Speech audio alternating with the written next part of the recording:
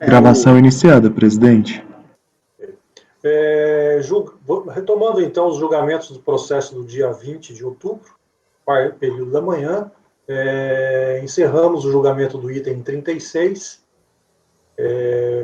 processo da CDA Companhia de Distribuição Araguaia, final 2008-10.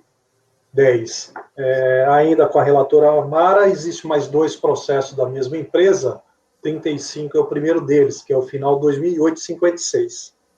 Com a palavra, Mara. Olha, o 35 é igual ao 36. Um é PIS, outro é COFINS.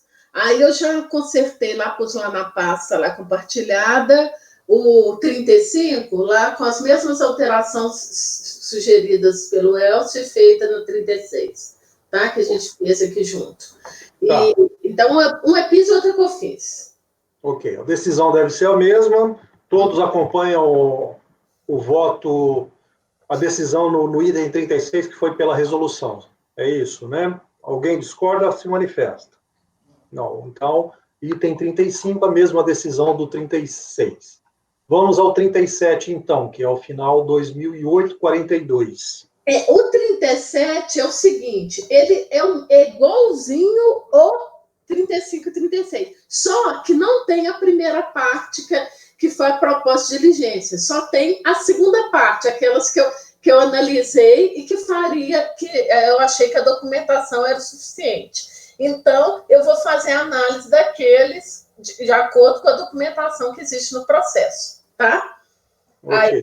Aí, quando eu votei, eu tinha colocado só a análise, ver se a documentação era suficiente ou não. Aqui eu já vou partir para a análise da documentação, né? Então, conforme... Eu já vou direto para o voto, tá? Tudo bem? Sim. Conforme já relatado, a análise de pedir ressarcimento de COFINS, esse é só COFINS, tá? Apurados no trimestre de 2007, pleiteado em Perdecomp. A atividade principal da empresa é o comércio de grãos, com a compra de arroz em casca e beneficiamento, né? De vendê-lo no mercado interno. Aí o primeiro item é venda de milho com suspensão. Afirma que a empresa efetuou vendas de milho com suspensão. Contudo, a fiscalização verificou por meio das notas fiscais que o milho foi comprado e revendido a granel, sem passar por nenhum processo de industrialização. E para a fiscalização, para que o milho fosse vendido com suspensão, seria necessário que a recorrente exercesse a atividade de limpar, padronizar, armazenar e comercializar o produto in natura, da lei, artigos 8 e 9 da 10.925, e por atuar como cerealista. Comprova com contrato social, registro, apuração de ICMS. No relatório fiscal, consta que em 2007 ocorreram muitas vendas de milho com suspensão. E apesar da recorrente ter utilizado a NCM 1104, grãos de milho trabalhado, fica evidente pelas notas fiscais anexadas ao processo e declaração do próprio contribuinte que o milho é comprado e revendido a granel, sem passar por nenhum processo, sem que seja trabalhado de forma alguma. Trata-se do milho em grão. Fica claro que a contribuinte apenas revendeu a mercadoria e, por isso, deve entrar na base de cálculo do PIS e COFINS. Nas respostas às intimações, afirma que o milho não sofreu industrialização antes de ser revendido. Os artigos 8 e 9 da 10.925 dispõem que as pessoas jurídicas produzam mercadorias dos capítulos enumerados, podendo deduzir das contribuições o crédito presumido calculado sobre o valor dos bens adquiridos de pessoas físicas ou recebidos de cooperado pessoa física. Verifica-se que a condição importante nesse caso é que a pessoa jurídica produza a mercadoria dos capítulos enumerados. Ora, deve haver uma correlação entre o que a empresa produz e o que ela adquire. Assim, não basta ela beneficiar o arroz e deduzir crédito de milho. Se ela vai deduzir o crédito de milho, deve beneficiar o milho. Frise que, em resposta às intimações, a recorrente afirmou que o milho não sofreu industrialização antes de ser revendido. E também a fiscalização apurou que, pelas notas fiscais anexadas ao processo, o milho é comprado e revendido a granel, sem passar por nenhum outro processo, ou que seja trabalhado de qualquer forma. Aí eu reproduzo o artigo 8º, né, e... 8º e 9º, tá?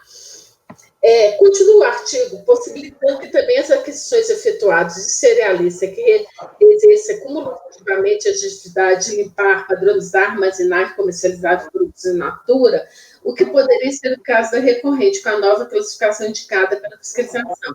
Entretanto, o artigo trata da aquisição de cerealista e não do contribuinte ser cerealista, duas situações bem distintas. Pelo exposto, mantém a glosa efetuada pela fiscalização. Vocês querem voltar por parte ou vamos seguindo?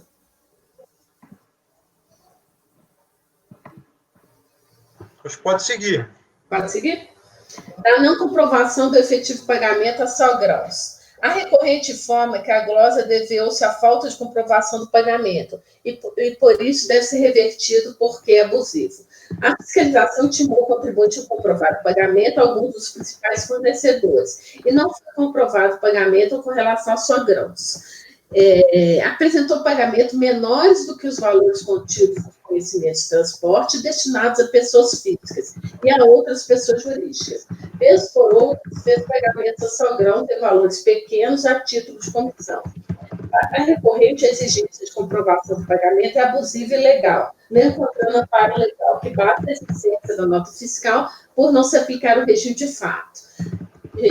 Aí eu coloco, de fato, a apresentação de livros e documentos fiscais pode ser suficiente, já que gozam de veracidade. Entretanto, não existe impedimento que a fiscalização peça outros documentos, aí eu reproduzo a Lei 9.430, o Decreto 9.580 das atribuições dos auditores, Não vejo que houve extrapolação, já que é obrigação da empresa manter os documentos em boa ordem e guarda. No caso em análise, a fiscalização intimou por diversas vezes a recorrente para que comprovasse o pagamento efetuado, já que, a princípio, só foram apresentadas notas fiscais de entrada.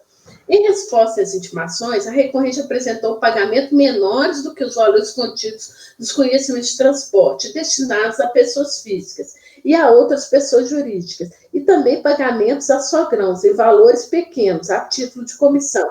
Pelo exposto, mantém a glosa efetuada. Aí eu também estou mantendo a glosa, tá? Do crédito presumido decorrente da aquisição de milho e feijão. Por fim, restam as correções do crédito presumido da atividade agroindustrial. A fiscalização afirma que o contribuinte apurou o crédito presumido indevidamente na compra de milho e feijão. O feijão comum não dá direito ao crédito presumido, por ser alíquota zero. E o milho em grãos, adquirido de fornecedores que não recolhem o PIS, não foi industrializado pela cereal. A questão apresentada pela recorrente é basicamente direito, onde alega que preenche as condições legais e normativas e adiciona que é cerealista.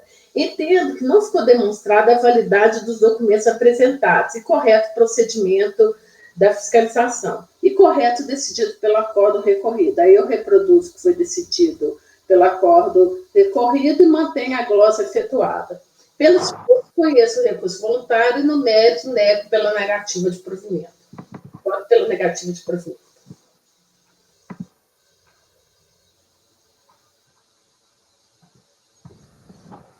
Ok, alguém? Algum questionamento? Pedro? Mara, então você acredita que ele não tem direito à suspensão, que ele não beneficiou, né? Anel. Ele só revendeu. Agora, eu fiquei meio confuso, na revenda ele não tem direito? Mas ele não pede isso da revenda, e o que a fiscalização, é o que o Elcio tinha falado antes, ele não pediu, e o que foi glosado pela fiscalização foi pelo fato dele não ter industrializado, tá?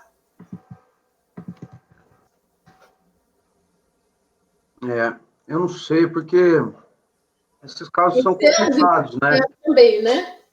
Porque já teve precedente da turma que, apesar dele não pedir, a gente... Não sei se é esse o caso, né? Uhum.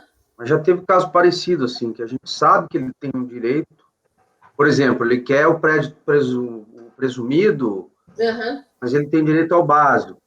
Por exemplo, às vezes a gente dava básico,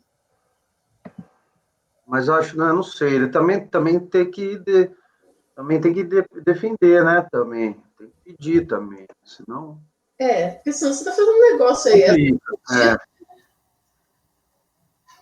complica. Que a gente está dando de ofício.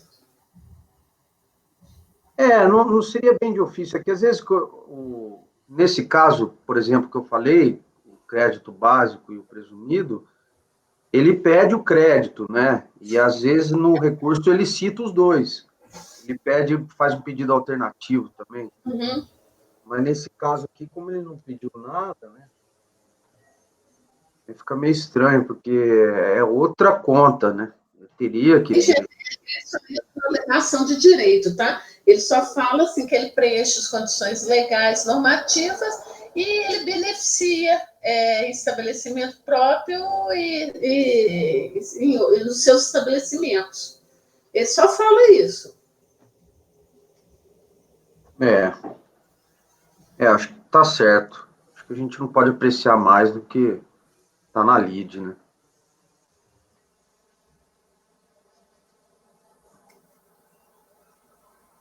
Esclarecido, Pedro? Sim. Porque a questão do crédito básico ou presumido é no caso da aquisição para industrialização e venda sujeito ao cumprimento daqueles requisitos, né? Elcio, pronto para votar? Eu tenho só uma dúvida pequenininha, porque, pelo que eu entendi aqui, Mara, do seu voto, ele conseguiu comprovar o pagamento de parte, né? De uma pequena parte. De comissão, né? Comissão. Só comissão. Só comissão que ele pagou. Não, então eu acompanho a relatora. Ok. Leonardo?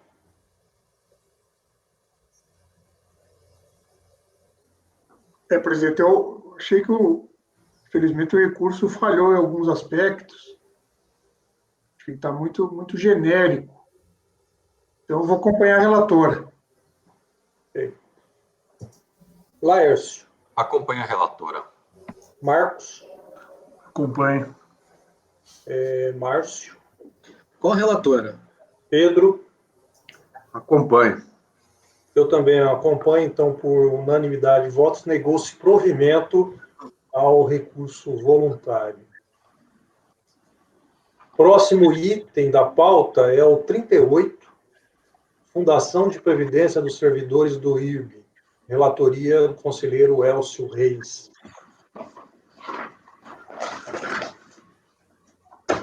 Com a palavra, Elcio.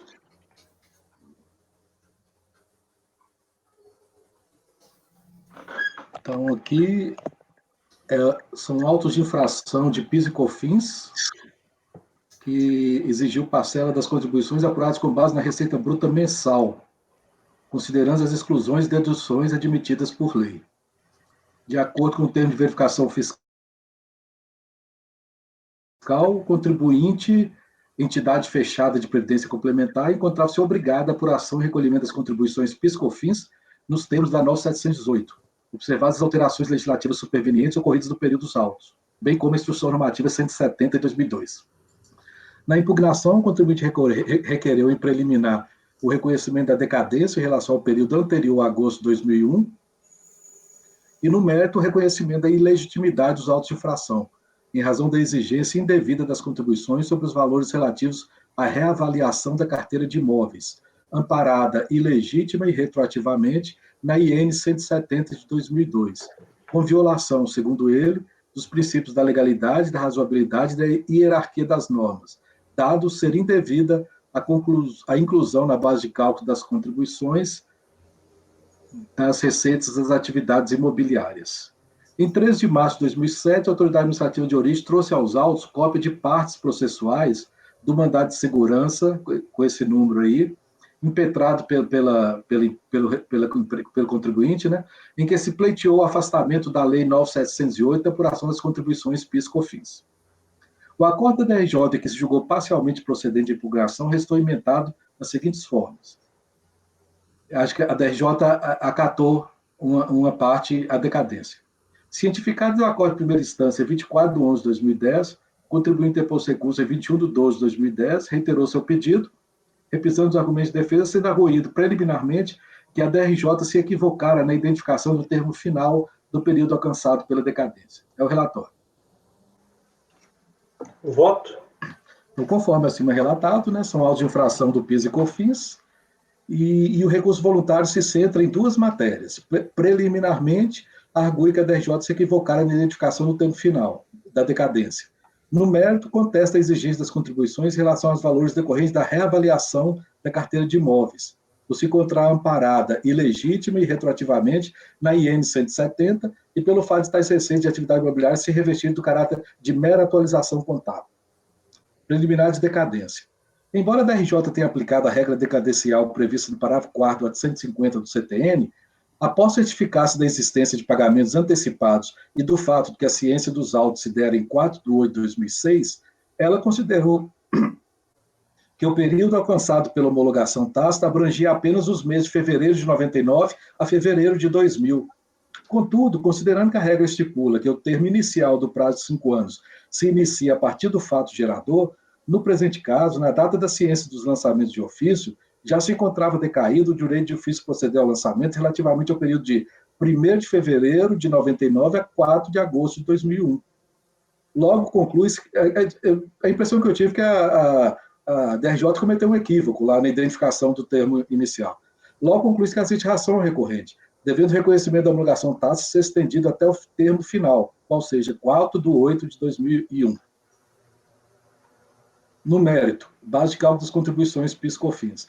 No mérito, a controvérsia refere-se à inclusão ou não na base de cálculo das contribuições dos valores decorrentes da reavaliação da carteira de imóveis, amparado segundo o recorrente, ilegítimo e retroativamente na IN, sendo contestado também o caráter de receita bruta atribuído pelo fisco a essas receitas, decorrente de atividades imobiliárias, pois, segundo o recorrente, está-se diante de receitas de caráter financeiro.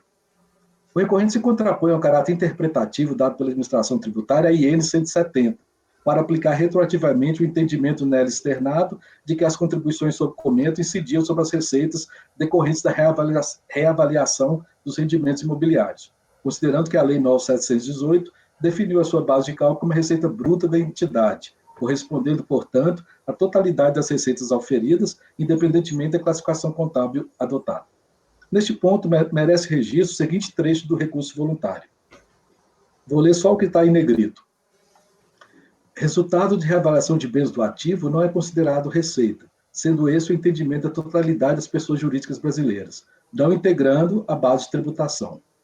O artigo 3º da 9.718 fala, parágrafo 1º, entende sendo irrelevante o tipo de atividade por ela exercida e a classificação contábil adotada para as receitas.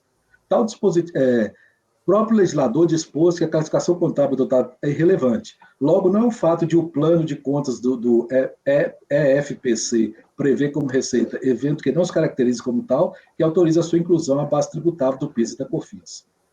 O fisco, ao considerar os rendimentos produzidos pela carteira imobiliária ou dos investimentos não equiparados a aplicações financeiras na base de cálculo das contribuições, relativamente a fatos geradores ocorridos a partir de 31 de 7 de 2002, age de maneira manifestamente equivocada.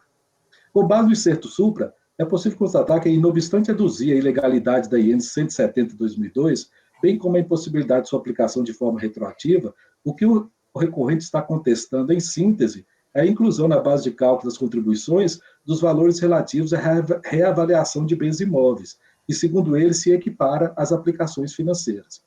Conforme se pode verificar dos autos de infração e do termo de verificação fiscal, a presente atuação se fundara na Lei 9.718, cujo parágrafo 1º do artigo 3º, em que se definiu o conceito de faturamento para fins de incidência da COFINS e do PIS, já foi considerado inconstitucional pelo Supremo, em julgamento definitivo submetido a sistema de repercussão geral, de observância obrigatória por parte dos conselheiros do CAF.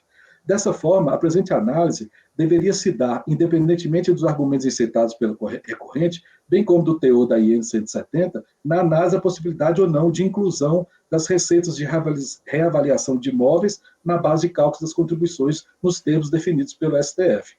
Contudo, conforme consta do relatório supra, o recorrente impetrou o mandado de segurança, pleiteando o afastamento da aplicação da Lei 9.718 na apuração das contribuições PIS/COFINS. A decisão da Seção Judiciária do Rio de Janeiro, da Justiça Federal, foi prolatada nos seguintes termos. Aqui também vou ler só o negrito. Objetivando não submeter a cobrança de PIS e COFINS nos moldes estipulados pela Lei 9.718, ou seja, tendo como base de cálculo a totalidade das receitas auferidas. Ordenamento, inclusive a suspensão dos 2 processos administrativos, pediu a suspensão dos processos administrativos também. Em virtude da natureza de suas atividades, não apura receitas recorrentes da venda de serviços nem de mercadorias. Não se materializam as hipóteses de incidentes do PIS/COFINS que a Lei 9.718 majorou o cálculo do PIS/COFINS sem respaldo condicional, que essa lei equiparou indevidamente em afronta ao artigo 110 do CTN os conceitos de faturamento e receita bruta. Devendo tais valores ser pagos diretamente ao fisco, que ante o exposto, alinha o entendimento esposado pelos ministros do STF e defira a liminar na forma como requerida, independentemente do depósito judicial, devendo tais valores ser pagos diretamente ao fisco, que deve desconsiderar de tais parcelas a majoração da base de cálculo dado pelo artigo parágrafo 3º, parágrafo 1º da 9.718, declarado incondicional. Conforme se verifica dos 3 supra, a questão relativa à incondicionalidade do alargamento da base de cálculo das contribuições foi levada pelo recorrente em ação própria à apreciação do Poder Judiciário, tendo-se, portanto, por configurada concomitância a discussão da matéria nas esferas administrativa e judicial, reclamando, por conseguinte, a observância da súmula CARF número 1. Nesse contexto, a parte do recurso voluntário que questiona a inclusão das receitas decorrentes da reavaliação de carteira imobiliária na base de cálculo das contribuições, apurados nos termos da 9.708 e da IN 170, não deve ser conhecido nessa instância, em razão da renúncia da discussão na esfera administrativa externada com a impetração do mandado de segurança. Por outro lado, não se pode perder de vista que a autoridade administrativa, no momento da execução do que restar definido definitivamente neste processo administrativo fiscal, deverá observar a decisão transitada e julgada do mandado de segurança impetrado pelo recorrente. Diante do exposto, voto por conhecer em parte do recurso voluntário, dando-lhe parcial provimento para reconhecer a decadência do direito de o fisco lançar as contribuições PIS/COFINS relativamente aos fatos geradores ocorridos até 4 de agosto de 2001, e, na parte restante, não conhecê-lo em razão da concomitância da discussão da matéria nas esferas administrativa e judicial. É o voto.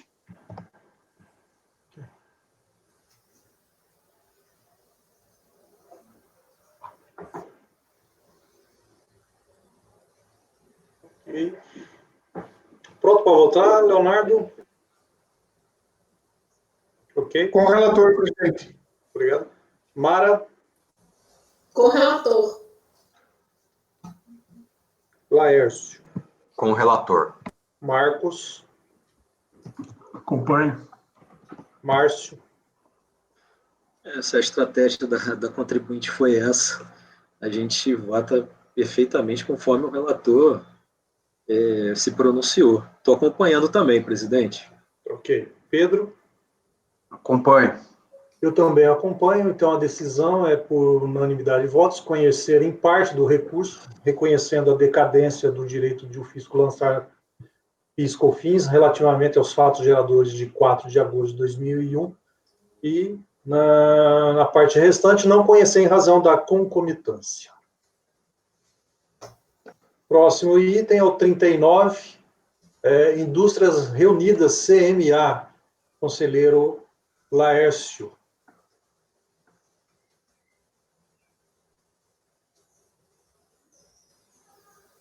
Vamos lá. Bem, trata-se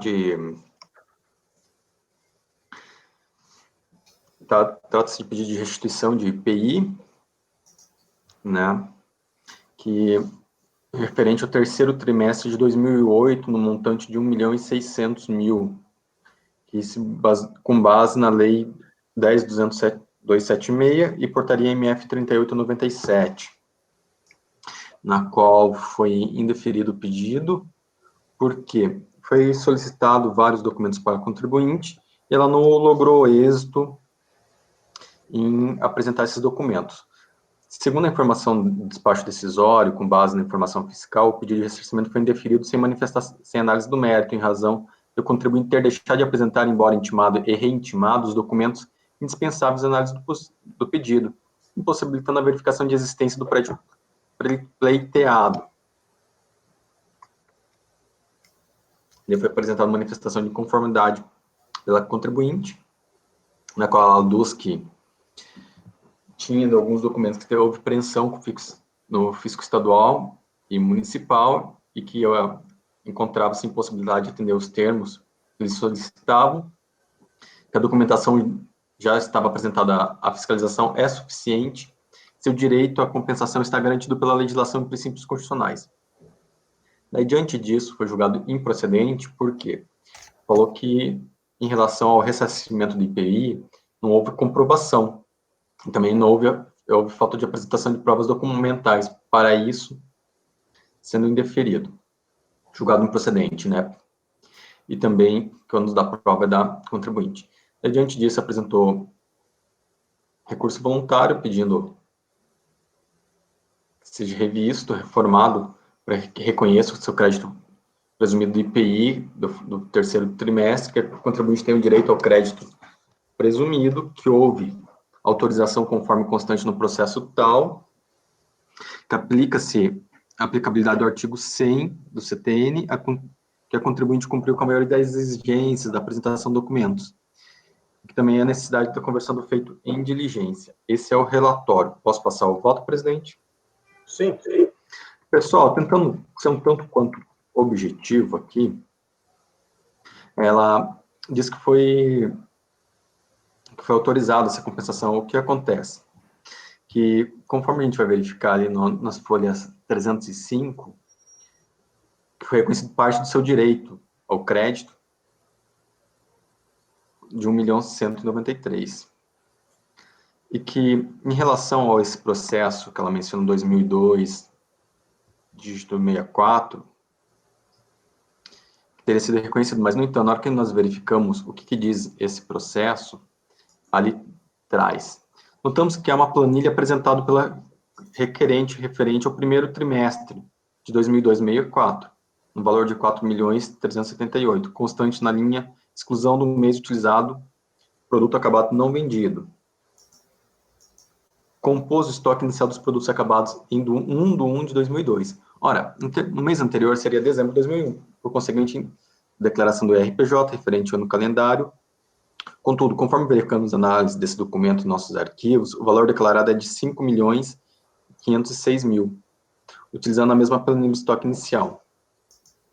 Concluímos, então, que o valor correto como estoque inicial do ano de 2002 é aquele constante na IPJ 2001, estoque IPJ 2002, ou seja, 5.506.000 e o valor de 4.378.000. Corroborando com isso, a assertiva acima nota-se que a planilha apresentada o total de compras ali constante de 7.900.000, excluindo o valor de 4.300.000. E continua, feitas as devidas correções, o custo dos produtos fabricados sobre o qual... Então, dessa forma, baseando as informações de FIS, cujos cálculos referentes ao pretendido foram confirmados com ressalvas aqui relatada e que estão em plena harmonia com a legislação aplicável. Enfim, depois de realizadas as glosas citadas, o contribuinte faz jus ao ressarcimento abaixo descrito, em 2002. Então, o que acontece? Foi deferido em parte do pleito dele, mas não era referente ao terceiro trimestre ainda de 2002. E aqui ele não desconstituiu. O que vai verificar que da leitura de todo o processo se extrai que não haveria nenhum saldo a mais a ele a restituir. Então, com isso, o contribuinte também não desconstituiu a argumentação nem demonstrando o lastro do seu crédito. Ademais, a contribuinte sustenta que cumpriu quase que integralmente as diligências da autoridade. De fato, houve cumprimento parcial. No entanto, o ônus da contribuinte demonstrar seu direito ao crédito, assim, em nome da verdade material, poderia ter efetuado ao curso do processo, no curso, né, do processo. Mas assim não procedeu. Nesse sentido, se aplica-se ao artigo 170 do CTN. Só um pouquinho de uma travada aqui. Ainda eu trago um voto do conselheiro Márcio Robson, que diz o quê? Que saldo credor no trimestre, IPI, produtos industrializados, ressarcimento de crédito, de IPI, saldo credor no trimestre, será considerado como saldo credor do IPI, apuração, Então, ressarcimento, compensação, certeza de liquidez, ausência de comprovação, ônus da prova, compensação não homologada. Então, daí eu finalizo aqui que o ônus da prova é da própria contribuinte, que ela não logrou êxito em demonstrar isso. Por isso, eu nego provimento. É como eu voto, presidente. Ok. Realmente é um processo muito confuso e extenso, e não objetivo, mas o principal ponto é que a contribuinte não logra êxito em demonstrar seu direito ao crédito, que seria mais ilações que tem direito do que apresentação documental, né? E eu não consegui vislumbrar isso, nem para uma eventual conversão em diligência. Prontos para votar, senhores? Eu preciso de um tempinho aqui, só um minutinho. Tá.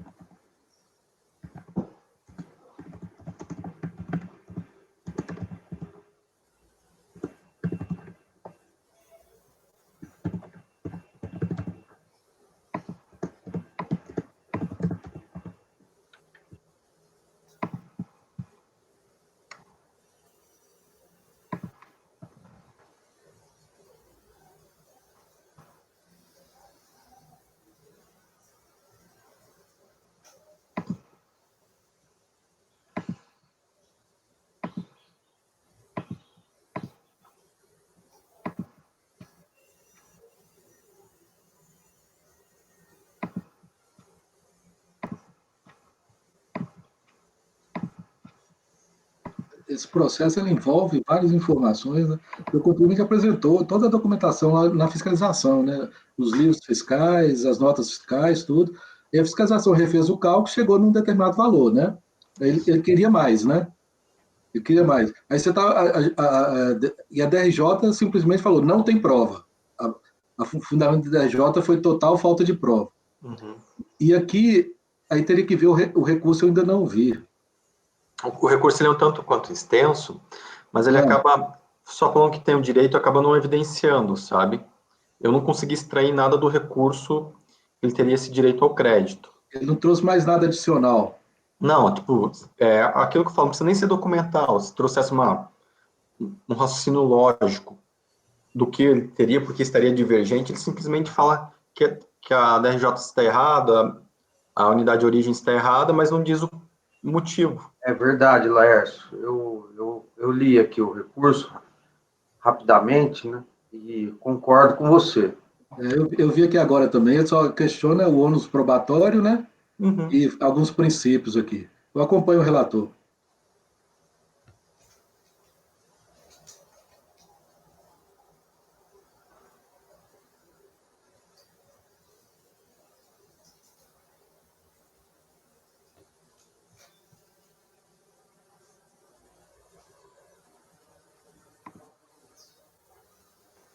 Ok. Leonardo? Vou acompanhar o relator, presidente. Mara? Acompanho. Marcos? Acompanho. Márcio? Com o relator. Pedro? Com o relator.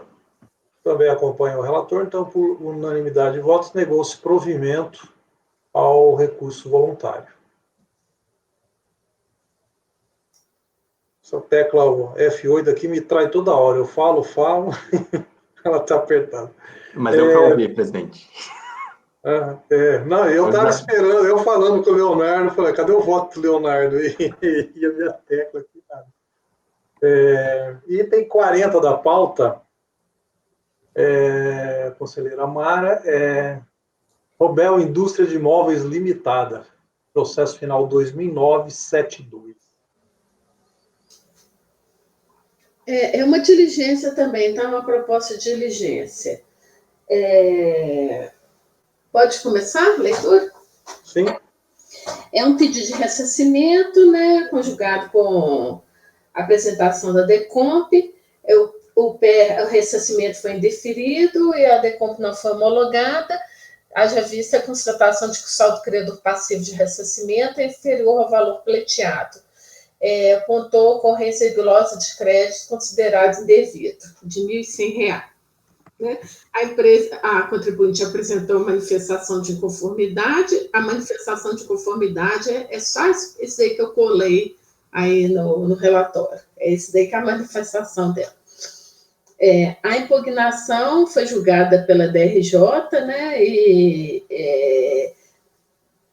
improcedente, e a empresa aí apresentou um recurso voluntário, onde ela alega, resumidamente, o recurso voluntário dela já traz mais informações. Ela atua no ramo de industrialização de imóveis, comercialização, exportação e importação.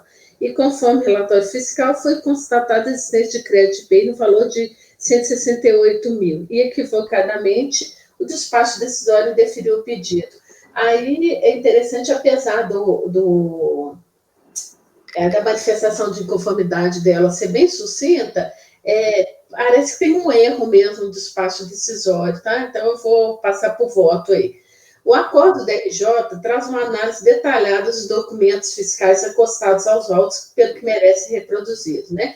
Então, o contribuinte alega que o saldo de crédito apurado é de 341 mil, apresenta o livro de apuração do IPI, né? De fato, no apontado livro, na parte referente ao resumo de créditos, o saldo anterior é de 341 mil, formação também constante do PER.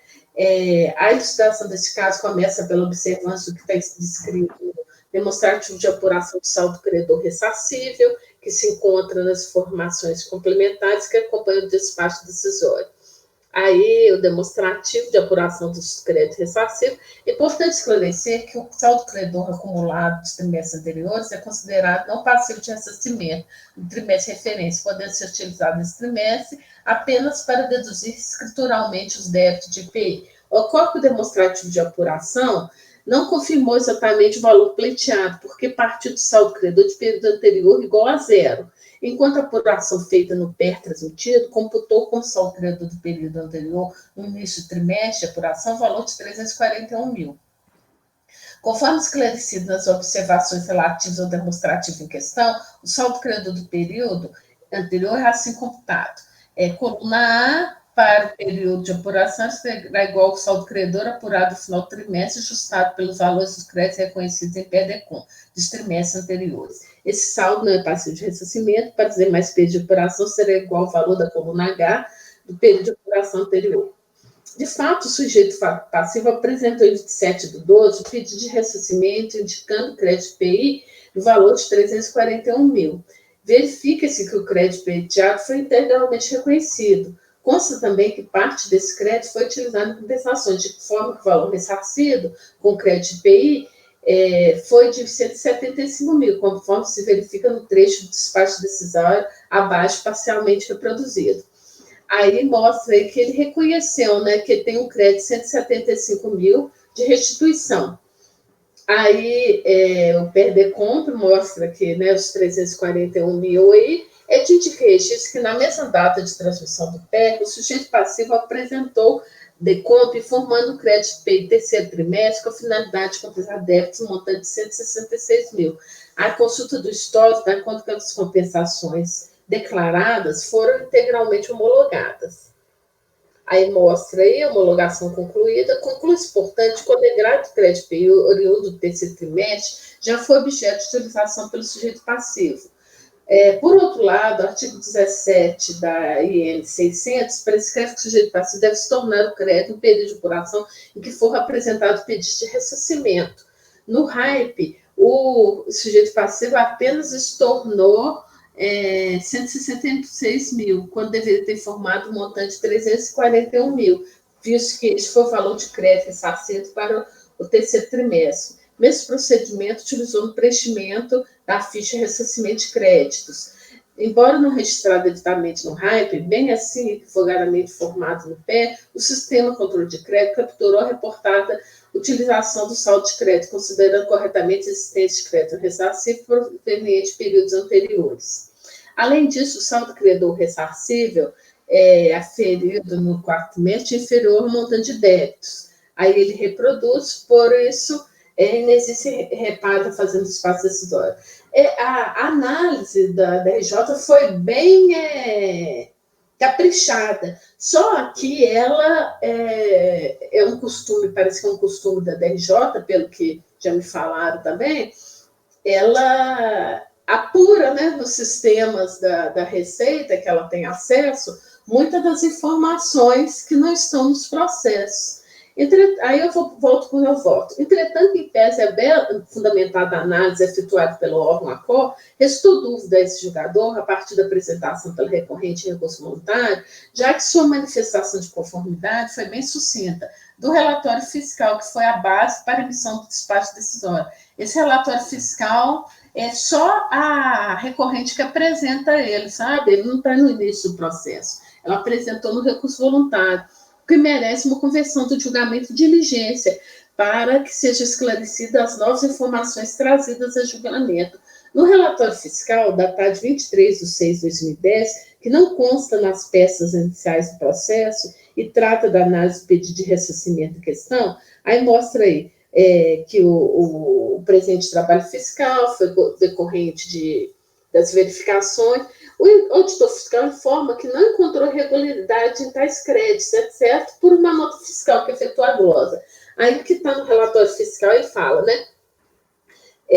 Que a única coisa que ele fala ali é que, ó, resultante assina a glosa, aqui, ó, tendo-se creditado 16 mil, né? E assina a glosa do crédito, tal conferência foi efetuada por larga amostragem, tendo verificado aproximadamente 90% dos créditos. E a conclusão do trabalho fiscal encontra-se no cabeçalho, onde a fiscalização informa que o valor correto seria 168 mil. Então, ele coloca aqui, no começo lá do relatório fiscal dele, ele coloca aqui, apurando essa fiscalização, que o valor correto seria de 168 mil. O despacho decisório, emitido em 13/8/2020, posteriormente à informação fiscal acima, não reconhece o crédito identificado pelo fiscal, né? Ele coloca valor do crédito reconhecido zero. Pela análise efetuada pela DRJ, que não consta no despacho decisório, e os documentos citados pela DRJ não constam no processo, conclui-se que trata-se de créditos de períodos anteriores e, por isso, não passíveis de ressarcimento, podendo ser utilizado apenas para reduzir escrituralmente os débitos de PI. Pelo exposto, considerando que o acordo do DRJ partiu de informações que não estavam no processo e que a recorrente apresenta informação complementar que ajudaria a esclarecer o contencioso, voto pelo julgamento em diligência para que a unidade preparadora confirme o teor da informação fiscal e se ela foi base para a emissão do despacho decisório. Confirme a existência do crédito alegado na informação fiscal, qual período de apuração ele é referente. Em relatório circunstanciado, informa e fundamenta a negativa do crédito pleiteado e reconhecido pela fiscalização, caso tenha sido reconhecido. Após concedido prazo de 30 dias e o processo retorna ao CAF. Então, não sei se deu para entender, o despacho decisório, ele não deu crédito, mas a recorrente, no recurso voluntário, ela apresenta a informação fiscal que foi base para esse despacho decisório, pelo que eu analisei, a informação fiscal tem todos os indícios que ela que foi a base para a emissão desse despacho decisório. Na informação fiscal, fala que ele tem o crédito. Aí ficou aquela dúvida, fala assim, tá, por que o despacho decisório não considerou essa informação fiscal, se essa informação fiscal é a verdadeira mesmo, que foi a base para a emissão do despacho decisório. Então, é isso aí que eu acho que precisa ser esclarecido. Ok. Obrigado, Mara. Elcio. Com a relatora. Leonardo. Acompanho. Laércio. Acompanho. Marcos. Acompanho. Márcio. Com a relatora, presidente. Pedro? Acompanho. Eu também acompanho. Então, item 40 da pauta, final 2009-72, processo Robel, por unanimidade de voto, converteu-se o julgamento do recurso em diligência, conforme proposto pela relatora. Próximo é o item 41 da pauta, processo final 2009-32, SP Telecomunicações Participações, relator Elcio Reis. Presidente, estou fechando a câmera, mas estou ouvindo. Só vou desligar o ar-condicionado aqui. Ok.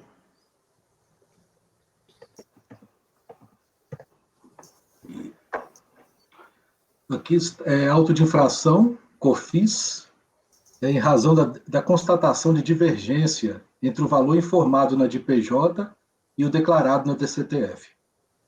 Durante a ação fiscal, o contribuinte foi intimado a esclarecer a referida divergência, vindo ele a informar que os valores indevidos da COFINS haviam sido apurados sobre as demais receitas financeiras, alheias ao faturamento, e que, em razão da incondicionalidade declarada pelo Supremo, do alargamento da base de cálculo, referidos valores não haviam sido recolhidos. Em razão da não comprovação da extinção do crédito tributário, a fiscalização procedeu ao lançamento de ofício. Na impugnação, o contribuinte requereu o cancelamento do auto de infração, alegando que a NOS 708 não podia impor a tributação da COFINS sobre receitas financeiras, o não configurar faturamento. Necessidade da correta interpretação da Lei 9.708, em conjunto com o artigo 110 do CTN, e da melhor jurisprudência, dada a decisão do STF acerca da inconstitucionalidade do alargamento da base de cálculo. No caso de manutenção de qualquer parcela do lançamento, cancelamento da multa, por fugir à razoabilidade, e dos juros, em razão de ilegalidade. O acordo da RJ que manteve o crédito tributário restou emendado dessa forma. Constou do voto condutor do acordo de primeira instância que apenas o demonstrativo extracontábil não era hábil a comprovar o alegado, pois, para tanto, necessária era a apresentação dos livros fiscais e contábeis da empresa, observando os dispostos nos artigos 15 e 16, inciso 3º do PAF. Significado da decisão de primeira instância em 13 de setembro de 2015, o contribuinte interpôs recurso voluntário em 11 de 8 de 2015 e requereu em preliminar o reconhecimento da nulidade do acordo recorrido por ter o julgador desconsiderado a prova carreada aos autos, ou por não ter observado o princípio da verdade material, com a conversão do julgamento em diligência e, no mérito, repisou os argumentos de defesa. Junto ao recurso voluntário, o contribuinte trouxe aos autos cópias de documentos societários e do acórdão CARF 3301-185, de agosto de 2009. É o relatório. O voto, por favor. Então, conforme acima é relatado, a auto de infração relativa a COFINS, decorrente da constatação por parte da fiscalização de divergência entre o valor da contribuição informada de PJ e o declarado na DCTF. Intimado pela fiscalização para esclarecer a referida divergência, o contribuinte somente apresentou uma planilha e informou que os valores indevidos da COFINS haviam sido apurados sobre as demais receitas financeiras, alheias ao faturamento. No acórdão recorrido, a DRJ, ao manter o crédito tributário, consignou que, para se comprovar o legado, deveriam ter sido apresentados os livros fiscais e contábeis, nos termos do PAF. Em sede de recurso, o contribuinte traz aos autos apenas a cópia de uma outra decisão do CARF a ele favorável, acordo tal de 2009, alegando, além do que já havia sido informado a fiscalização e do que constara de sua impugnação, a nulidade do acordo recorrido por ter o julgador desconsiderado a prova carreada aos autos, ou por não ter observado o princípio da verdade material, convertendo o julgamento em diligência. De início, registro que dúvida não há quanto à decisão do STF relativa à inconstitucionalidade do alargamento da base de cálculo. Decisão essa proferida na sistemática de repercussão geral de observância obrigatória pelo CARF. No entanto, a questão que impede uma decisão favorável ao recorrente é a não comprovação do direito por ele alegado, mesmo após ter sido intimado pela fiscalização e ter a DRJ alertado sobre a necessidade de apresentação de documento hábil e idôneo. É nesse contexto que se deve analisar a alegada preliminar de nulidade do acordo recorrido, preliminar essa que se confunde com o próprio mérito, afastando-a de pronto, pois que o julgador de piso decidir em conformidade com os fatos controvertidos nesses autos, dado que, efetivamente, nenhum documento contábil foi carreado aos autos, e, de acordo com as regras do PAF, é ônus do impugnante a comprovação de suas alegações. Nos termos do artigo 59 do decreto 70.265, teria ocorrido nulidade nesses autos somente se o auto de infração tivesse sido lavrado por autoridade incompetente ou em decorrência de preterição do direito de defesa, hipóteses essas não ocorridas no presente caso, pois além de ser competência do auditor fiscal o lançamento de ofício, ao recorrente foram assegurados todos os meios de defesa próprios do processo administrativo. Até mesmo observando os dispositivos da Lei 9784, aplicável subsidiariamente ao PAF, atinentes ao direito de prova do administrado, nem mesmo assim se vislumbra cerceamento do direito de defesa, pois, conforme já dito, o de recorrente foi instado por mais de uma vez a apresentar as provas do direito alegado, mantendo-se inerte tanto na repartição de origem quanto nas duas instâncias desse processo. Aqui eu reproduzo os artigos 15 e 16 do PAF. Em conformidade com os dispositivos supra, tem-se que o ônus da prova recai sobre a pessoa que leva direito ao fato que modifica este que lhe serve de impedimento, devendo prevalecer a decisão recorrida em razão da falta de demonstração de comprovação do fato alegado, que poderia ter sido feito, repita-se, com base na escrita e nos documentos fiscais. Ressalto que apenas a planilha apresentada não há para comprovar o alegado, pois, para tanto, torna-se necessário conhecer a real base de cálculo da contribuição com base na documentação comprobatória. Ainda que se considere o princípio da busca da verdade material, em que a apuração da verdade, aí eu afasto, né, porque não tem nem início de prova, né, ele apresentou. No que tange alegada falta de razoabilidade, é que eu me reporto a súmula CAF número 2, que o CAF não é competente para se pronunciar sobre constitucionalidade de lei tributária. Em relação à legalidade da aplicação da taxa Selic, e também, quanto à relação à multa de ofício, eu reproduzo aqui a súmula CAF número 4 e a súmula CAF número 108. Diante do exposto, voto para afastar a preliminar da nulidade arguída e, no mérito, por negar provimento ao recurso voluntário. Certo. Podemos votar, Leonardo? Sim, presidente. Acompanho o relator. Ok. Mara? Acompanho. Laércio? Acompanho. Marcos? Acompanho. Márcio? Com o relator. Pedro? Acompanho. Eu também acompanho. Então, por unanimidade de votos, rejeitou-se a preliminar de nulidade suscitada. No mérito, negou provimento ao recurso. Essa decisão, item 41, SP Telecomunicações Participações. Próximo processo é o 42. Presidente, Sim. posso só ir no banheiro rapidinho? Aqui? Então, vamos fazer... Por favor, interrompe a gravação, Isaías.